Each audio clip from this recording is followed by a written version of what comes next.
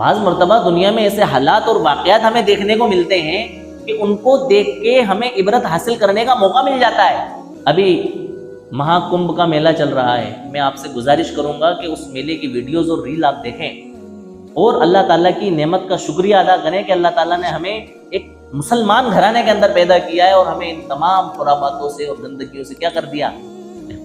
کیسے کیسے ننگے دھڑنگے لوگ، سالوں سے انہوں نے اپنے سروں کے بال نہیں کاٹے، برسوں سے انہوں نے اپنی بغل کے بال صاف نہیں کیے، اپنی شرمگاہوں کے بال صاف نہیں کیے، راکھ اور گوبر اپنے بدنوں پر لگا کر کے کوسوں دوروں تک اپنے جسم کی بدبو پھیلا رہے ہیں۔ 8 سال سے انہوں نے برش نہیں کیا اور وہ خود اپنی زبان سے بتا رہے ہیں کہ ہم کیا کیا گندگیاں کھاتے ہیں، کیا کیا غلیظ چیزیں ہم کھاتے ہیں۔ کوئی کچھ اپنی الگ ایکٹیویٹی بتا رہا ہے، کوئی کچھ الگ اپنی ایکٹیویٹی بتا رہا ہے۔ بالوں کے بڑے بڑے گچھے اور جٹے انہوں نے اپنے سروں پر باندھ رکھے ہیں۔ سالوں سے انہوں نے اپنے ناخن نہیں کاٹے، بالش تو لمبے ان کے ناخن، گندے ناخن، جسم سے بدبو آ رہی ہے اور لوگ ان کا مذاق اڑا رہے ہیں۔ عجیب و غریب زندگی۔ بتاؤ اللہ نے کیسا پاکیزہ نظام ہمیں دیا۔ ناخن کاٹنے کا ایک اصول معین کیا ہمارے لیے کہ کتنے دنوں میں ہمیں ناخن کاٹنا ہے۔ ہماری بغل کے اور زیر ناف بال صاف کرنے کا طریقہ ہمارے مذہب نے ہمیں بتلایا کہ 40 دن سے زیادہ اگر آپ نے اس حالت میں گزارے تو آپ کی عبادت مکروہ ہوگی۔ اور پاکی صفائی کا یہ لحاظ رکھا کہ کچا لہسن اور پیاز کھانا اور کھا کر کے اپنے پاس والے انسان کو تکلیف پہنچانا یہ پسندیدہ عمل نہیں۔ کچا پیاز اور لہسن کھا کر کے مسجد میں آنے کی ممانعت۔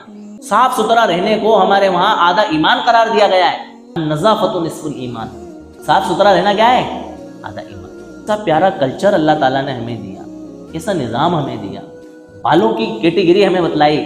اللہ کے رسول صلی اللہ علیہ وسلم اپنے جسم پر، اپنے سر پر 3 طرح کے بال رکھا کرتے تھے حدیث کے اندر، جن کا ذکر آتا ہے۔ ان کے نام ہوتے ہیں لما، جمہ، وفرا۔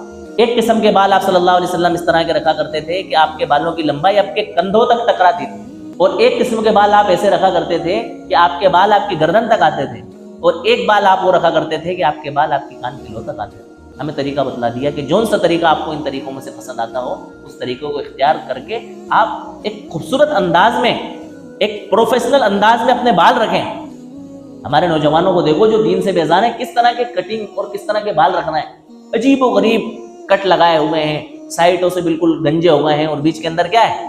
بال لگے ہوئے۔ پیچھے سے صاف کر لیا، سائٹوں سے صاف کر لیا، اس کے اندر آڑے ٹیڑھے کٹ لگا لیے، اور عجیب و غریب اس کو سمجھ رہے ہیں کہ یہ کیا ہے؟ Professional style. حالانکہ وہ پروفیشنل اسٹائل نہیں ہے، وہ غیر مہذب، غیر تعلیم یافتہ لوگوں کا اسٹائل ہے۔ ہمارا اسٹائل اللہ کے رسول صلی اللہ علیہ وسلم نے بتلایا بال رکھنے کا کہ یہ جو 3 طریقے کا اسٹائل ہے، اس اسٹائل میں کیا کریں آپ؟ اپنے بال رکھیں۔ ناخن کٹنے کا طریقہ کہ کم سے کم ہفتے میں 1 بار، اور اگر آپ کے ناخن کم بڑھتے ہیں تو 15 دن میں 1 بار۔ 15 دن میں تو ہر انسان کے ناخن بڑھ جاتے ہیں۔ آپ اپنے ناخنوں کو کیا کریں؟ صاف کریں۔ ناخن چھوٹے رکھیں، کیونکہ ناخن کی جڑوں میں جراثیم اکٹھے ہو جاتے ہیں، گندگی اکٹھی ہو جاتی ہے، جو گندگی آپ کے کھانوں کے ساتھ آپ کے ساتھ جاتی ہے۔ پیشاب اور پخانے کا طریقہ ہمیں بتلایا۔ آپ دیکھیں ان قوموں کو جن کے پاس کوئی تہذیب نہیں ہے، ان کو پیشاب کرنے کا نہیں پتا کہ پیشاب کیسے کیا جاتا ہے۔ ہمیں تعلیم دی گئی ہے کہ آپ کو بیٹھ کے پیشاب کرنا ہے۔ آپ جا کے دیکھ لیں، دنیا کے جتنے پروفیشنل لوگ ہیں وہ سب بیٹھ کے پیشاب کرتے ہیں۔ ان سے امید کی جا سکتی ہے بیٹھ کے؟ کیوں بیٹھ کے پیشاب کرنا تو ان کی نظر میں ایک گرے ہوئے، کمزور اور ہلکٹ لوگوں کا کام ہے۔ پروفیشنل لوگ بیٹھ کر کے پیشاب نہیں کرتے، کھڑے کھڑے پیشاب کرتے ہیں۔ اب جب سائنس کی ایجاد آئی تو سائنس نے بتلایا کہ کھڑے ہو کے پیشاب کرنے کی وجہ سے انسان کو گھٹنوں کا مرض پیدا ہوتا ہے۔ اب جن لوگوں کے پاس یہ ریسرچ جائے گی کہ کھڑے ہو کر کے پیشاب کرنے سے انسان کے گھٹنوں کا مرض پیدا ہوتا ہے، تو وہ بیٹھ کر کے پیشاب کرنا کیا کرے گا؟ شروع کرے گا۔ ہمیں کھڑے ہو کر کے پیشاب کرنے سے کیا ہوتا ہے اور بیٹھ کر کے پیشاب کرنے سے کیا ہوتا ہے یہ نہیں بتلایا، بس یہ حکم دیا کہ آپ کو بیٹھ کر کے کیا کرنا ہے؟ پیشاب کرنا ہے۔ اتنی ڈیٹیل میں آپ کو جاننے کی ضرورت نہیں ہے، اور اس کی کھود پریت کرنے کی ضرورت نہیں ہے۔ آپ مسلمان ہیں، اللہ اور اس کے رسول کو مانتے ہیں، اللہ اور اس کے رسول کا حکم آ گیا، اب اس کے پیچھے کیا لوجک ہے ہمیں اس کو سمجھنے کی ضرورت نہیں۔ اگر آپ کھڑے ہو کر کے پیشاب کریں گے تو بظاہر اس پیشاب کی چھینٹیں آپ کے جسم پر آئیں گی، جو کہ ناپاک چھینٹیں آپ کے کپڑوں کو اور آپ کے جسم کو کیا کریں گی؟ نشیبی جگہ کا انتخاب کرو، ایسی جگہ کے اگر جہاں پر آپ پیشاب کر رہے ہیں تو آپ کا پیشاب دھلک کر کے کہاں جائے؟ ادھر کی طرف جائے، نہ کہ ریورس ہو کر کے آپ کی طرف آئے۔ اور پیشاب کے بعد، کیا پیارا لوجک ہے. میں سمجھتا ہوں کہ دنیا کی جو تہذیب یافتہ قومیں اپنے آپ کو سمجھتی ہیں، ہو سکتا ہے کہ پیشاب کرنے کے بعد وہ ٹیشو پیپر سے یا پانی سے صاف کر لیتی ہو سکتا ہے.